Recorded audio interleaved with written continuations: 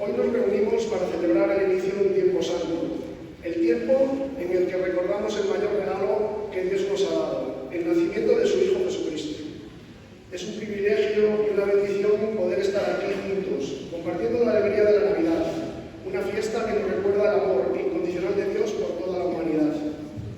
La Navidad es ante todo una celebración del ministerio de la Encarnación, cuando el Verbo se hizo carne y habitó entre nosotros. En el humilde pesebre de Belén, Dios mismo se hizo pequeño, vulnerable, para mostrarnos el camino hacia la salvación.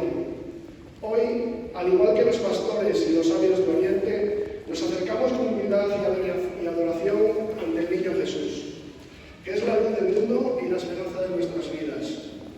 En este tiempo se nos invita a preparar no solo nuestras casas, sino sobre todo nuestros corazones. Así como María y José buscaron un lugar para que naciera el Salvador, también nosotros debemos abrir las puertas de nuestra vida para que Cristo encuentre en nosotros un hogar. Él viene a traernos paz, a sanarnos de nuestras heridas y a mostrarnos el amor perfecto de Dios que no conoce límites. La Navidad no es solo una tradición que celebramos cada año, es una llamada profunda a vivir la buena nueva que nos trajo el Señor. Amar a Dios sobre todas las cosas y amar a nuestros hermanos como Él nos ha amado. En este tiempo de gracia estamos invitados a ser testigos de ese amor en el mundo.